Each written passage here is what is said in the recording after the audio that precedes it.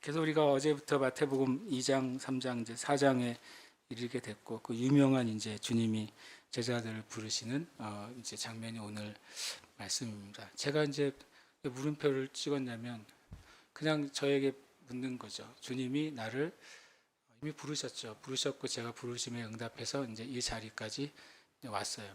주님이 나에게 새로운 부르심으로 부르신다면, 그러니까 뭐 목사를 그만두라는 부르심이 아니라, 그러니까 지금 제가 하고 있는 섬김 말고 다른 종류의 어떤 섬김이나 사역으로 부르신다면 나는 곧장 예스 할 수 있느냐, 그거죠.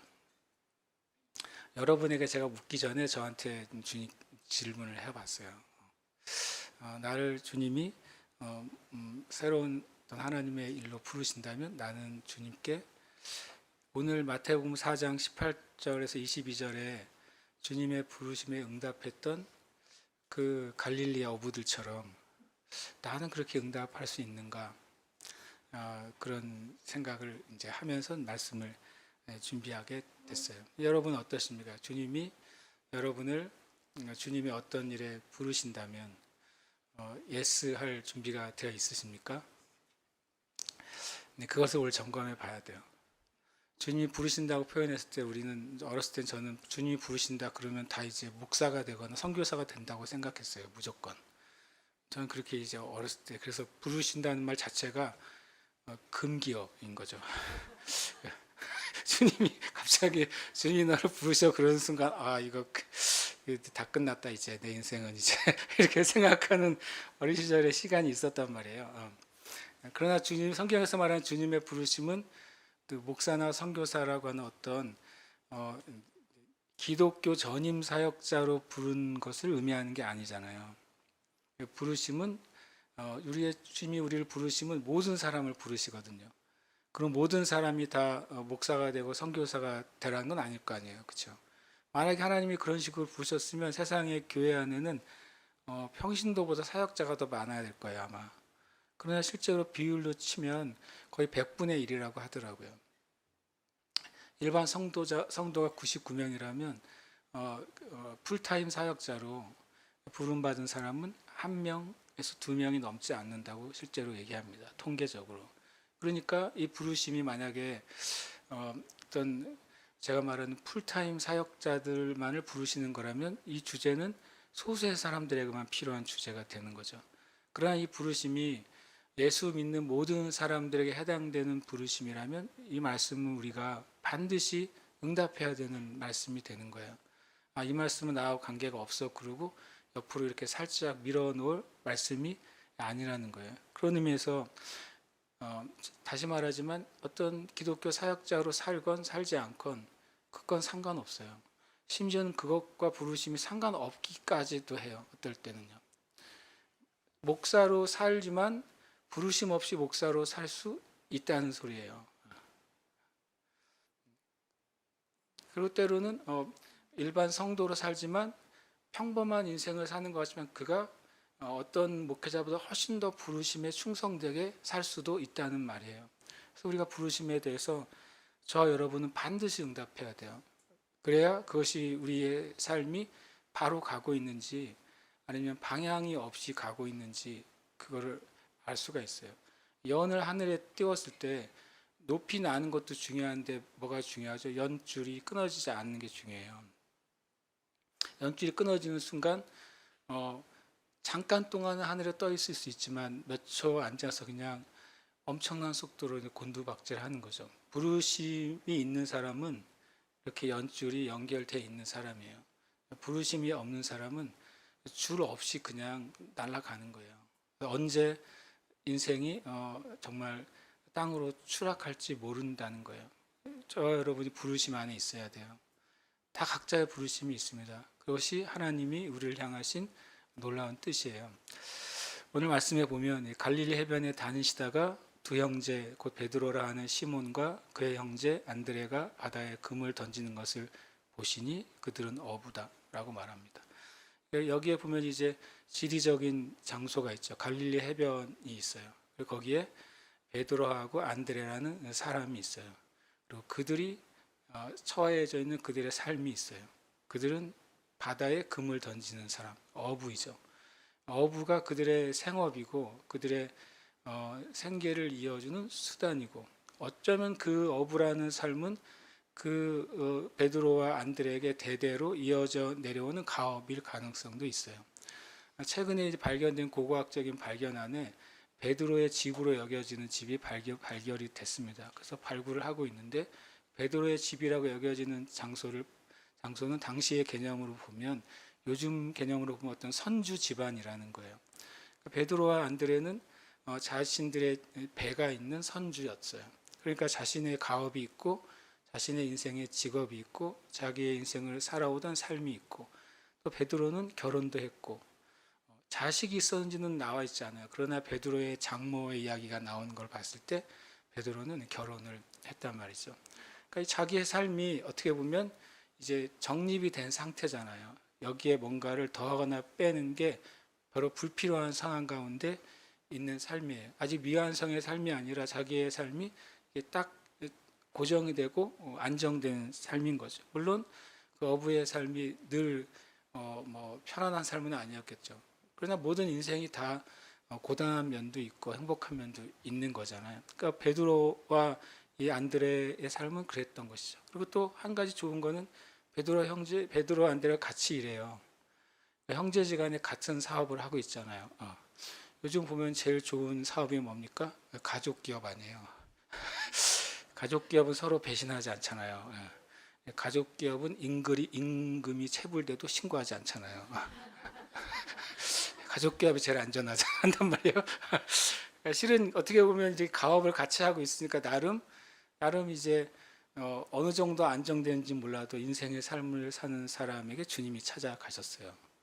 이때 청소년들 찾아갔으면 좀 얘기가 되죠. 그러면 우리가 청소년 집회 주님을 위해 삶을 불태워라라고 말하는 말씀으로 될 수 있는데, 이 베드로와 안드레는 실은 그 관점으로 보면 평범한 저와 여러분 같은 삶이란 말이에요. 그냥 아직 미래가 하나도 결정되지 않은 삶이 아니라 어느 정도 미래가 예측되는 삶이에요. 이렇게 그냥 계속 살 수 있는 삶을 살아가는 이 두 형제에게 주님이 찾아가신 것이죠.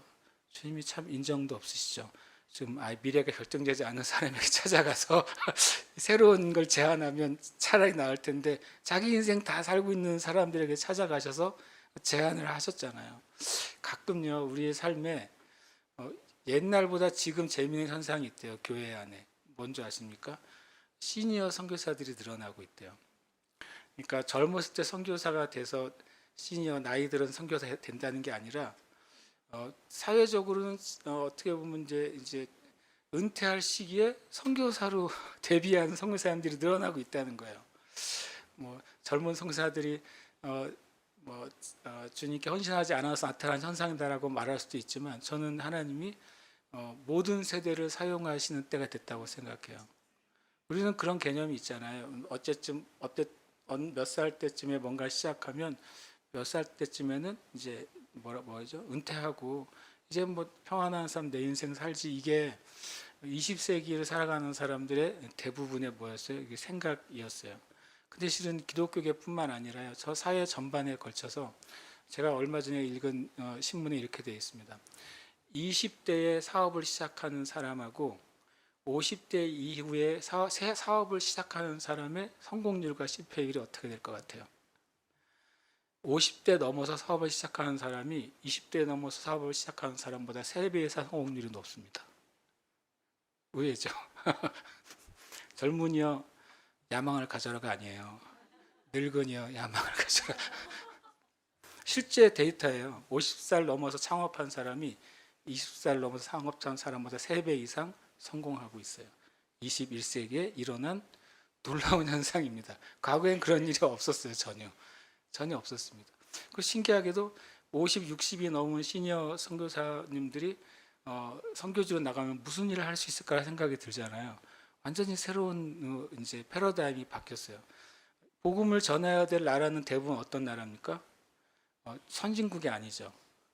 개도국이거나 후진국이잖아요. 개도국이나 후진국일수록 어떤 게 더 세죠? 보수적이죠.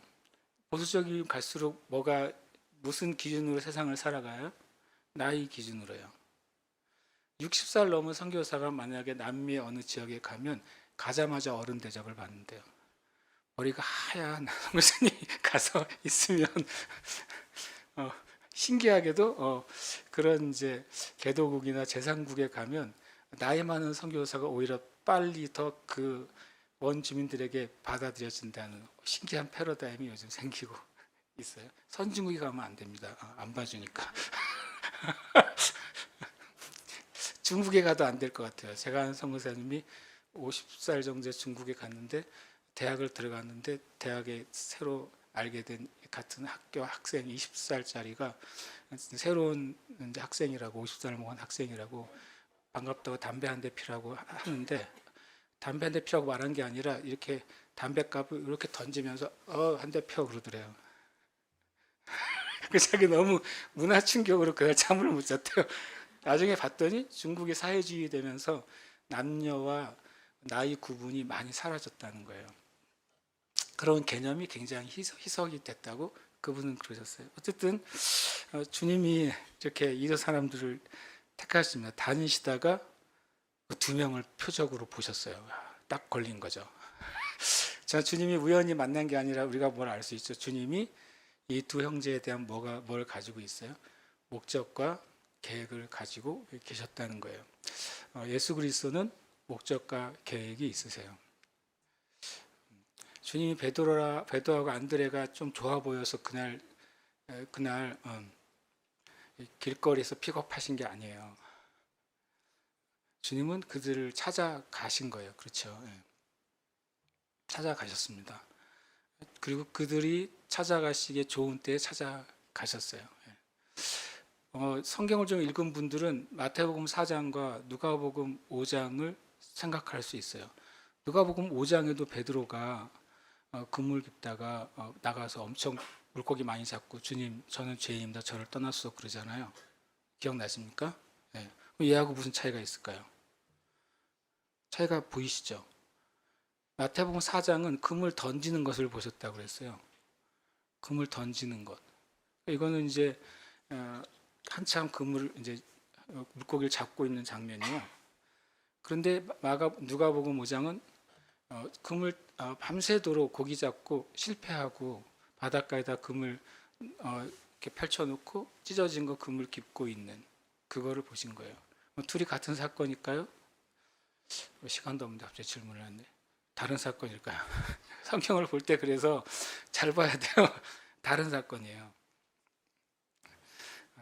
그러니까 이제 베드로는 예수님을 여러 번 봤다고 우리는 예상할 수 있어요. 예수님은 그 갈릴리에서 계속 말씀을 전하셨기 때문에 많은 제자로 들어온 무리들은 예수님을 한두 번 봤거나 말씀을 들은 경험이 있는 거예요.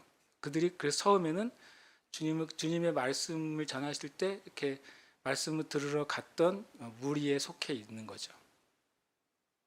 그러다 주님이 콜링하시고 그들이 이제 일반적인 무리에서 자기의 업을 내려놓는 제자로 들어가게 되죠. 어떤 시간이 지난 다음에 주님은 그 많은 제자들 가운데 기도하시고 12명을 세우시죠.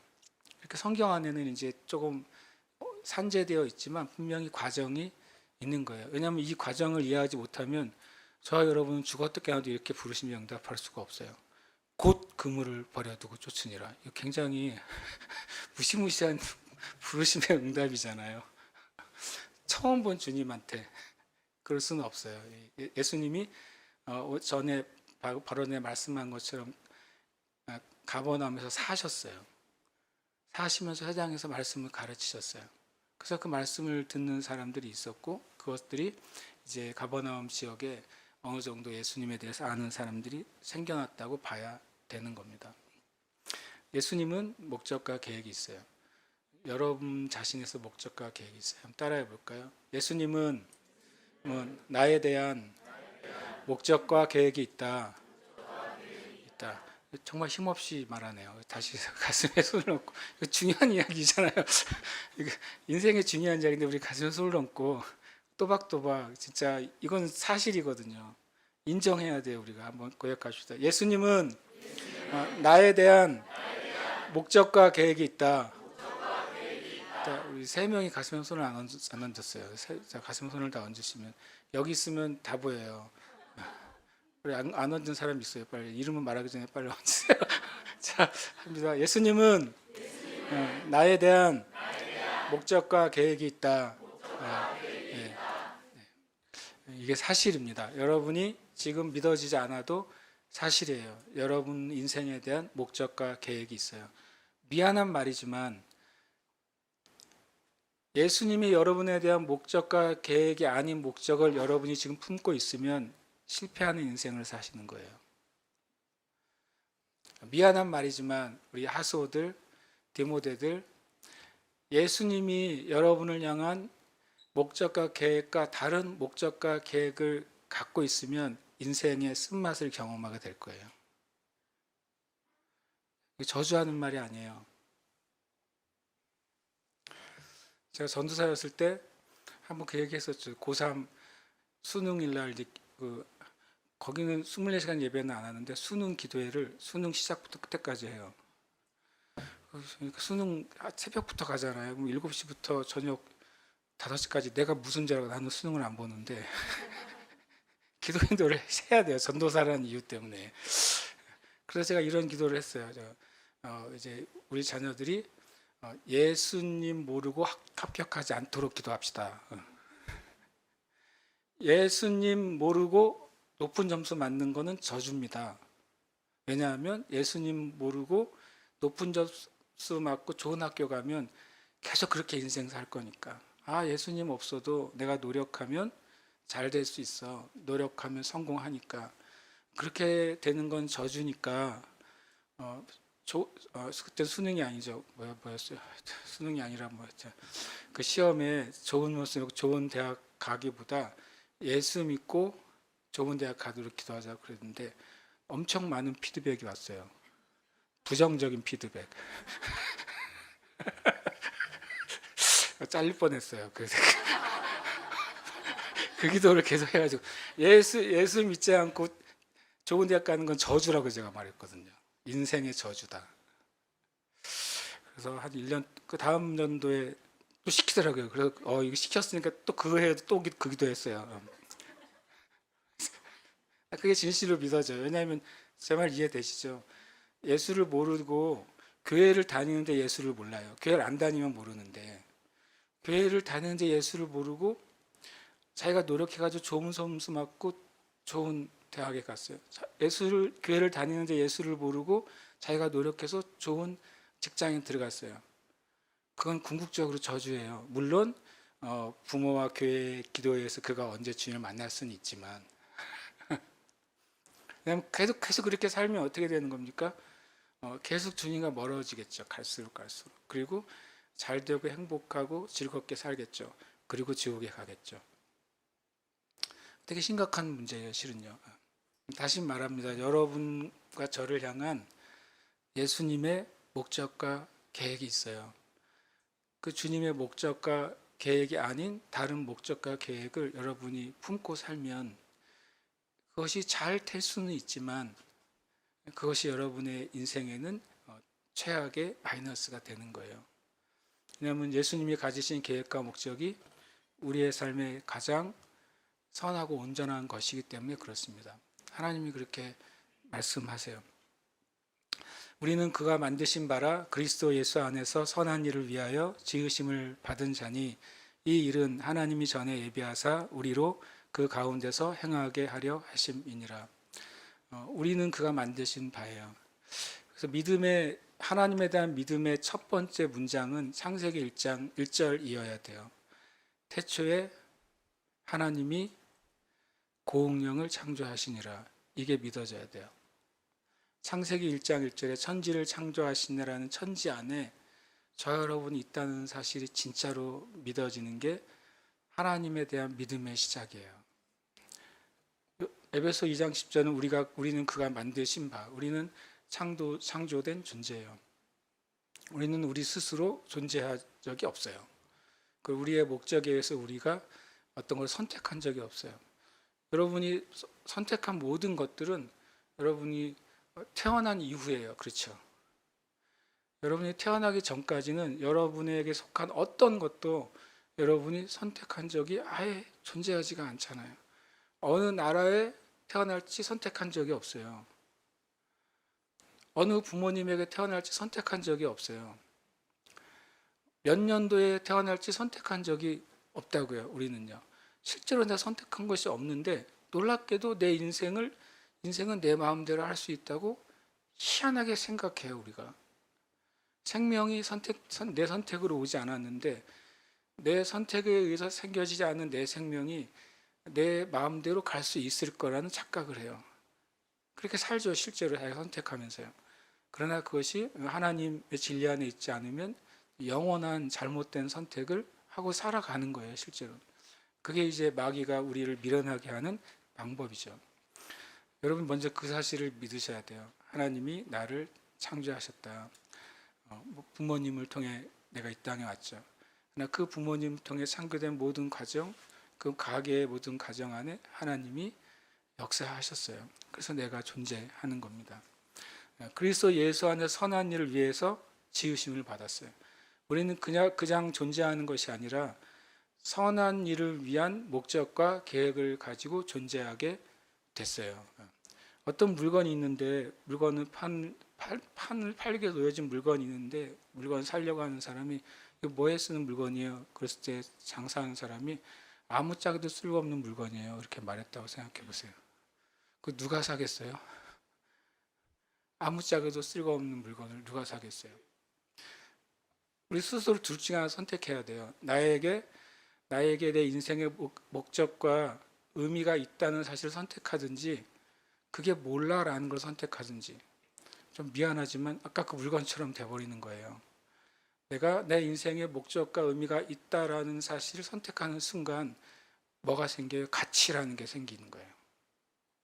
근데 내 인생의 목적과 계획이 없어. 내가 알아서 하는 거라고 하는 순간 뭐가 사라져요? 가치가 사라져요, 실은요. 실은 내 인생의 가치가 사라지는 거죠. 왜냐하면 스스로 나는 아무짝에도 쓸모없는 존재야 라고 하는 거나 비슷한 말이 되는 거예요. 물론 여러분은 그렇지 않죠. 그렇지만 우리가 예수님이 우리에 대한 목적과 계획이 있다는 사실을 선택할 때 그때부터 놀랍게도 우리의 삶에 가치라는 게 존재하게 됩니다. 그리고 가치는요, 고정된 것이 아니에요. 가치는 고정되어 있지 않습니다. 가치는 변동합니다. 가치는 엄청 변해요. 어떤 가치들은 갑자기 폭발적으로 증가하는 가치들이 있어요. 처음에 아무것도 아니었다가 폭발적으로 증가하죠. 뭐 이런 가십들이 있잖아요. 어떤 미국에서 어떤 뒷동네 이런 고물상점에서 누가 중고 상품도 요만한 엽서 한 장을 샀어요. 우리식으로 하면 500원에 샀어요. 그랬더니 그 그림이 뭐 어떤 죽은 어떤 위대한 예술가의 그 습작 그림이었어요. 실제 그런 가십이 되게 많거든요. 그 유럽엔 그런 경우가 많대요. 그거 하나 샀는데 그게 2,000원에 샀는데 20억이 되는 거예요. 가치는 변해요. 다만 내가 가치 있다는 사실을 일단 인정해야 그 가치에 매겨지는 거예요. 여러분과 저의 삶에 예수님의 목적과 계획이 있다는 사실을 받으시길 축복해요. 그 다음부터 이제 쌓여지는 것입니다. 우리의 가치가요. 19절에 말씀하시다 나를 따라오라 내가 너희를 사람을 낚는 어부가 되게 하리라 하시니 그들이 곧 그물을 버려두고 예수를 따릅니다. 주님이 한 말은 되게 단순합니다. 나를 따라오라 내가 너희를 사람을 낚는 어부가 되게 하리라. 주님이 나를 따라오면 내가 너희에게 뭘 주리라라고 말씀하지 않으시고 네가 무엇이 될 것이다 라고 말씀하셨어요. 이게 주님의 관점이에요. 그리고 그들이 예수를 따르게 됩니다. 이 부르심에 응답을 해요. 예수님의 사역은 부르심에 응답하는 사람입니다. 주님의 사역은 사람이에요. 주님이 공생의 사역의 결과로 우리 모든 인류에게 구원을 주셨죠.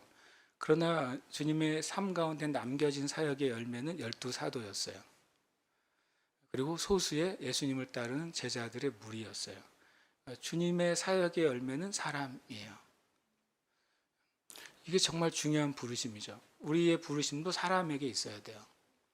여러분의 인생의 가치가 물질이거나 어떤 포지션에 있다면 잘못 선택하시는 거예요. 물질과 포지션은 아까 말한 가치보다도 훨씬 더 빨리 바뀌어요.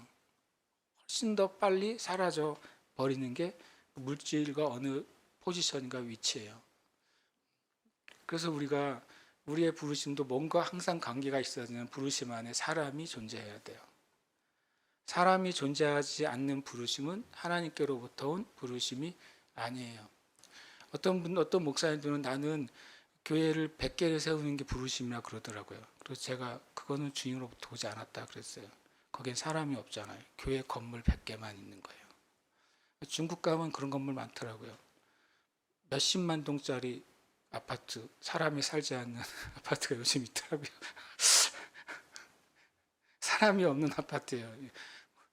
귀신이 출몰할 것 같은 아파트. 부동산 경기가 확 꺼지면서 고위 당원들이 짓기 시작한, 그게 가능할지 모르겠어요. 100만 호 아파트가 있더라고요.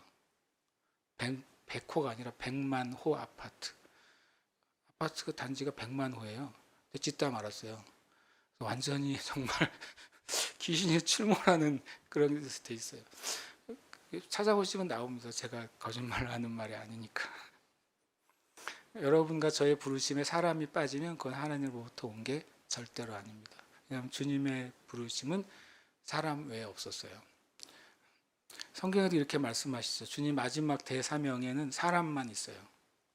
그러므로 너희는 가서 모든 민족을 제사로 삼아 아버지의 아들과 성령의 이름으로 세례를 베풀고 내가 너에게 분부한 모든 것을 가르쳐 지키게 하라.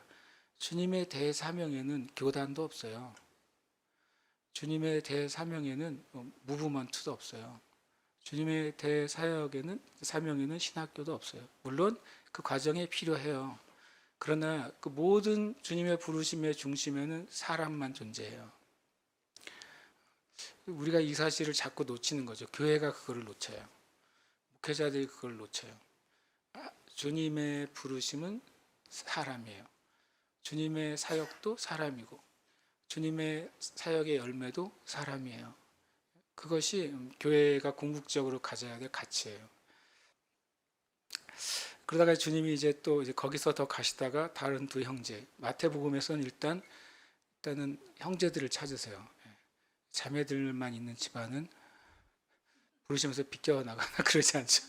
마지막까지 주님이 십자가에 달리실 때 끝까지 그 자리를 떠나지 않는 이들은 다 자매들이었어요.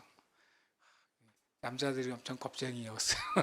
다 도망가고 자매들만 남아서 주님의 십자가 밑을 지켰어요. 정말 위대한 분들이죠. 두 형제 세베대 아들 야고보와 그 형제 요한이 그의 아버지 세베대와 함께 배에서 그물 깁는 것을 보시고 부르십니다. 여기서도 똑같이 자신의 인생에 있는 사람들을 부르고 있고, 특별히 여기는 아버지와 함께 일하는 진짜 진정한 가족 기업이네요. 이들을 부르세요. 그런데 주님이 보시고 부르십니다. 근데 이들의 반응이 정말 놀라워요. 그들이 곧 배까지는 모르겠어요. 거기에 뭐라고, 아버지를 버려두고 주님을 따라요. 물론 우리가 다른 말씀 가운데 이 하나님의 역사가 이렇게 어떻게 나오는지 우리가 찾아볼 수는 있지만 오늘은 그냥 간단하게 이 사실을 좀 보고 싶어요. 주님이 부르셨을 때 그들이 주님을 따랐는데 배와 아버지를 버려두고 따랐어요. 그래서 제가 이 주제를 생각하게 됐어요. 보여주시면 같이 읽도록 하겠습니다. 함께 읽겠습니다. 시작. 부르심에 응답하였다는 것의 의미는 무엇인가? 포기했음을 말한다. 어떤 분들이 이렇게 물어보더라고요. 내가 부르심 안에 있는지 아닌지 어떻게 알 수 있습니까? 제가 생각을 해서 말하면 답이 아니고 성경에 의지해서 말한다면 부르심에 응답했다고 하는 것은 내가 이 부르심의 어떤 일이나 어떤 봉사나 어떤 섬김이나 또는 어떤 사역이나 어떤 직분을 선택하기 위해서 무엇인가 내가 포기한 것이 있을 때 내가 부르심에 있는 것입니다. 내가 주님의 일을 하는데 아무것도 포기한 게 없어요. 그러면 그 사람은 부르심에 있는 게 아니에요.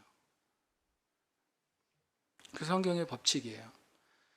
누구라도 하나님의 부르심 안에 들어왔을 때 무엇인가 부르심을 선택하기 위해서 내려놓는 것이 생기게 되어 있어요. 그게 무슨 의미인지를 말씀해 드리고 싶어요. 왜냐하면 우리가 포기라고 하면 일단은 약간 두려움이 찾아와요. 예를 들어서 어떤 분은 내 사랑하는 자녀를 포기하라고 그러면 어떡하지? 정말 어떤 사람은 내가 지금 잘 나가는 직장을 주님이 포기하라고 그러면 어떡하지?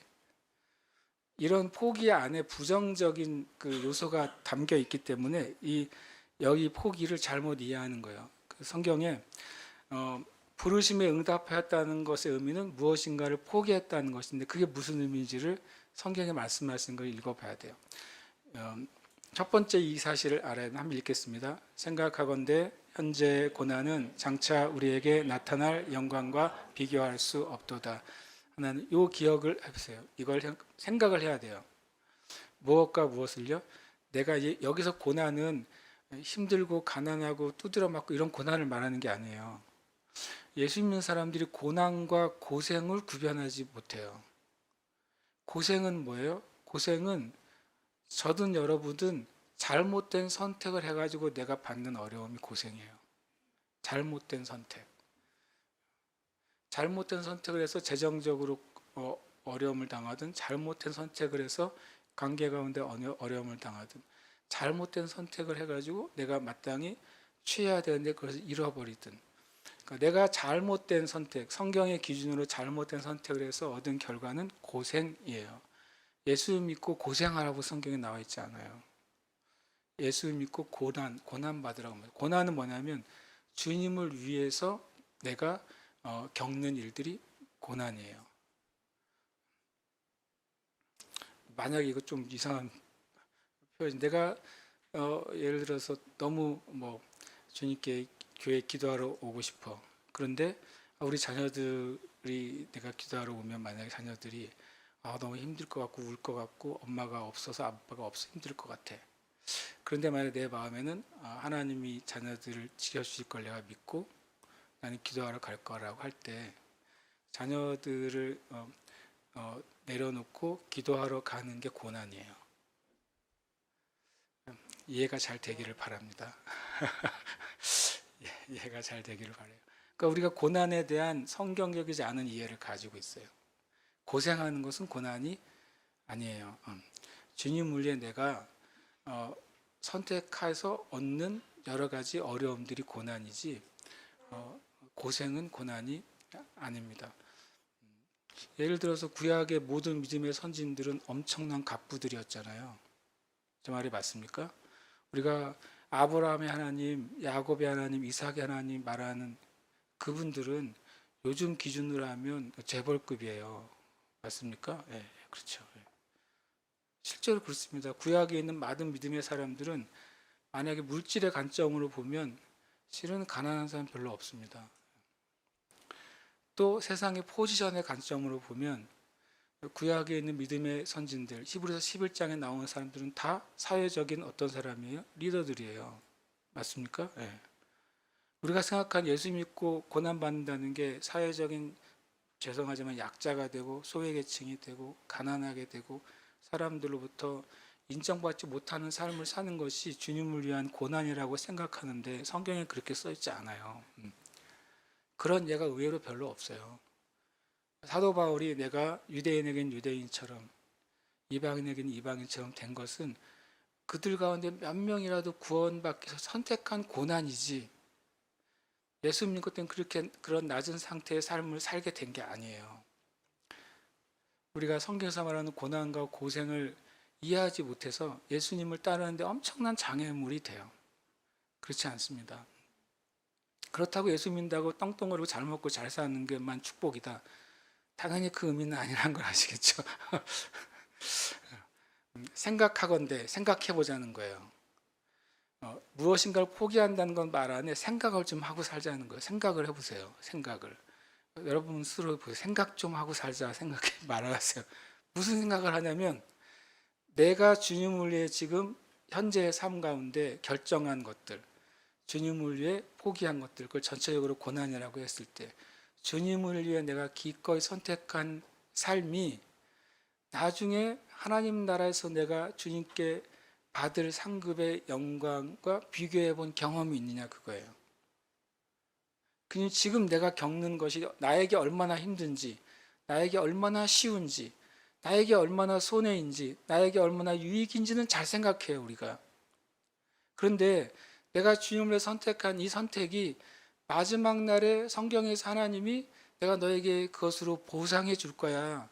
네가 나를 위한 선택, 나를 위해 선택한 봉사, 섬김, 사랑, 그것에서 내가 보상해 줄 거라고 하는 그 보상과 얼마나 영광의 차이가 있는지를 뭐 해보라고요? 생각 좀 해보라는 거예요.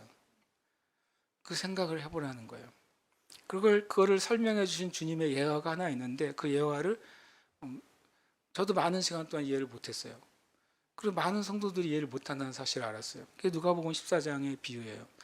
같이 쭉 한번 읽어보겠습니다. 시작. 너희 중에 누가 망대를 세우고자 할진대 자기의 가진 것이 준공하기까지 족하는지 먼저 앉아 그 비용을 계산하지 아니하겠느냐?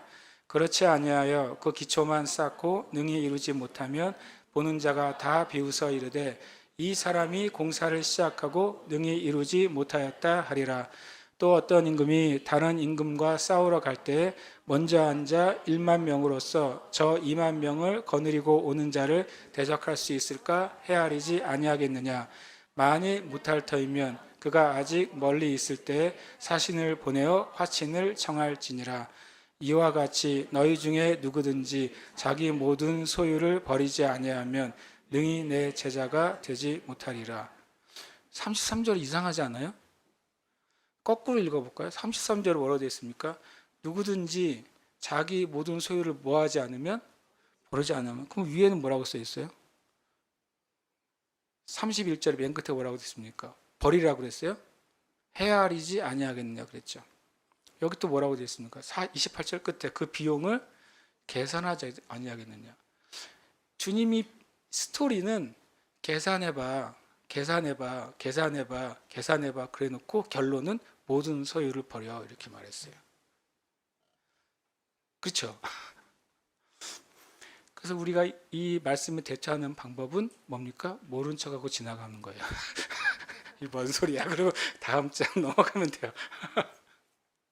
제가 다시 말하면은 부르심에 응답한다고 하는 건 의미는요.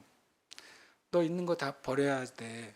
마치 부자 청년에게 너 있는 거 다 팔아서 가난한 자를 주고 나를 따라 그 개념만 생각하는 거예요.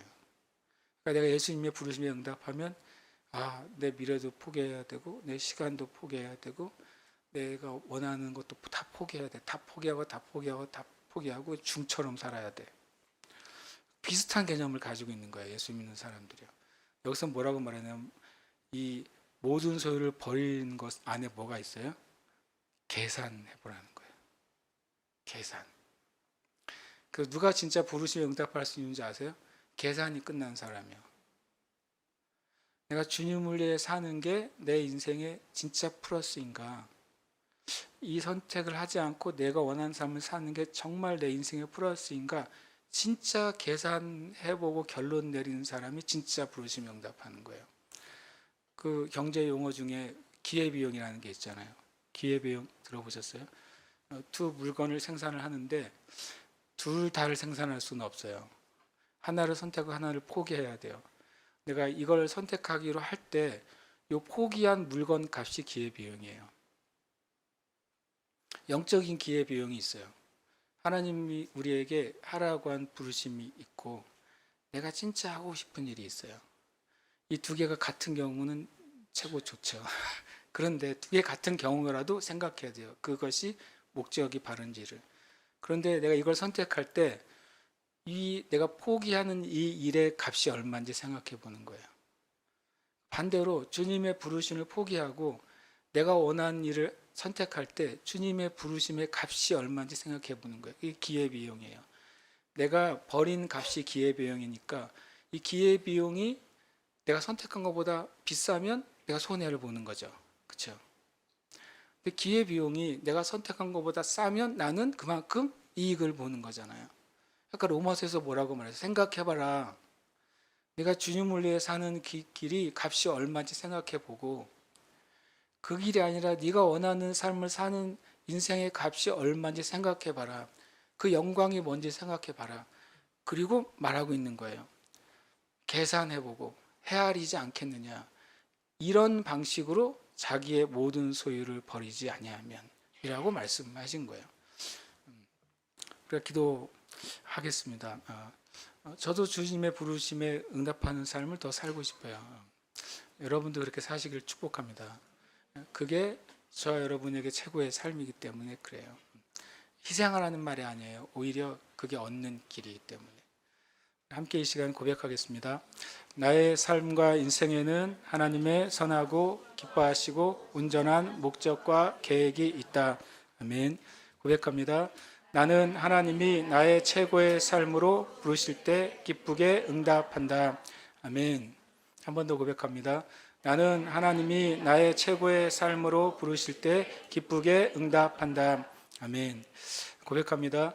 나는 하나님과 하나님의 나라를 얻기 위해 세상과 육에 속한 것을 포기한다. 아멘. 한 번 더요. 나는 하나님과 하나님의 나라를 얻기 위해 세상과 육에 속한 것을 포기한다. 아멘. 우리가 이 시간 우리의 이름을 좀 넣어서 고백하십시다. 제가 다시 말하지만 여러분 보고 희생하라는 게 아니에요. 실제로는 주님이 말씀하신 걸 선택하는 게 희생이 아니라 실은 얻는 길이죠. 마귀는 네가 손해보는 거라고 말해요. 희생하는 거라고 말하고 많은 것을 잃어버릴 거라고 말하고 네가 지금 즐기고 얻고 있는 기쁨과 쾌락이 사라질 거라고 말하는 거예요. 그러나 하나님은 그렇게 말씀하시지 않습니다. 그렇게 말씀하시지 않는 하나님이 저와 여러분을 창조하신 분이고 저와 여러분의 인생에 대한 가장 최고의 계획과 목적을 가지신 분이에요. 그래서 우리가 그 하나님의 계획과 목적을 내가 선택하겠노라고 오늘 고백하시길 축복해요. 함께 이 시간 위에 이름을 넣어서 부르고 기도하겠습니다. 고운령의 삶과 인생에는 하나님의 선하고 기뻐하시고 온전한 목적과 계획이 있다. 고운령은 하나님이 나의 최고의 삶으로 부르실 때 기쁘게 응답한다. 고운령은 하나님과 하나님의 나라를 얻기 위해 세상과 육에 속한 것을 포기한다. 아멘. 기도하십시다. 하나님 아버지, 우리가 주님의 길을 선택하는 삶을 살지 않으면 세상과 세상에 속한 것을 선택하게 됩니다. 이것이 작은 선택 같지만 우리 인생을 송두리째 바꾸는 선택입니다. 하나님, 영원한 것을 송두리째 바꾸는 선택입니다. 하나님, 간절히 구합니다. 하나님, 이 새 예루살렘 교회와 함께 예배하는 모든 형제 자매들이 내 인생에 대해서 바른 선택을 결정하게 해주시옵소서. 내가 하나님의 부르심에 선택하는 자리에 있겠노라고 고백하고 선택하게 해주시옵소서. 내가 하나님의 부르심 가운데 합당하게 살겠노라고 주님께 고백하고 선택하는 은혜가 있도록 주님 축복하여 주시옵소서. 주님 은혜 베풀어 주시옵소서. 주님 역사하여 주시옵소서. 우리의 그 마음과 영을 새롭게 하여 주시옵소서. 건강으로 우리를 일으키시고 역사하여 주시옵소서. 할렐루야. 아멘.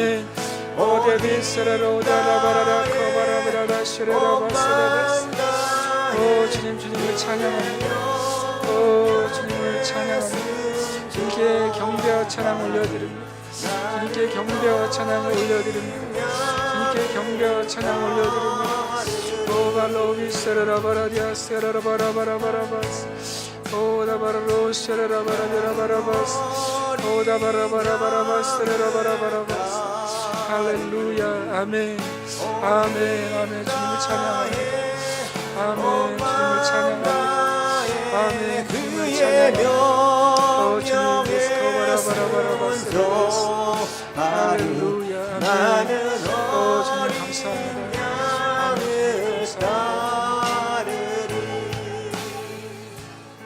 하나님 아버지 감사합니다.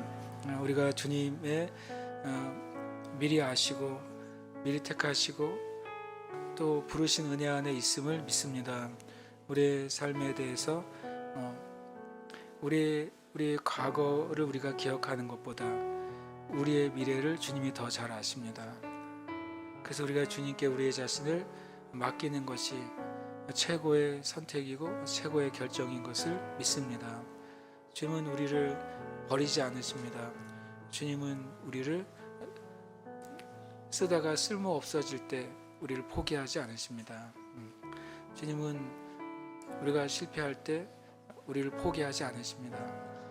우리가 주님을 선택할 때 주님이 나에게 주신 최고의 삶을 제가 원합니다라고 말할 때 최고의 주님께서 최고의 길로 우리를 인도하십니다. 그 하나님 아버지를 의지하고 믿게 해 주시옵소서. 그 하나님 아버지께 우리의 삶을 맡겨 드리는 것이 최고의 계산이라는 사실을 깨닫게 해 주시옵소서. 마귀가 때로는 우리의 마음 가운데 네가 선택하는 것이 너에게 더 유익일 것이라고, 네가 선택하는 것이 너의 삶의 기쁨과 쾌락을 줄 것이라고, 네가 선택하는 것이 손해보지 않는 것이 될 것이라고 속삭일 것입니다. 그러나 진리는 분명히 말합니다. 우리의 근원이 마귀로부터 오지 않았습니다. 마귀가 우리를 창조하지 않았습니다. 마귀는 우리의 삶을 책임지지 않습니다. 하나님만이 우리의 삶을 책임지십니다. 하나님만이 가장 좋은 것을 가지고 계신 분이십니다. 그래서 다시 한번 주님, 우리의 삶의 모든 주도권을 아버지 하나님께 맡겨 드립니다. 가장 선한 길로, 하나님이 기뻐하시는 길로, 온전한 길로 인도하시옵소서. 주님께 감사와 찬양을 올려드립니다.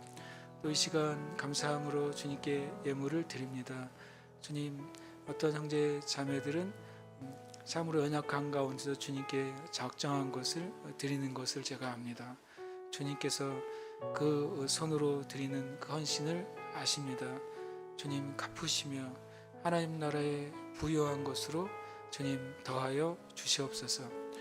또 어떤 형제 자매들 안에는 주님께 지금 드릴 것이 없을 수 있습니다.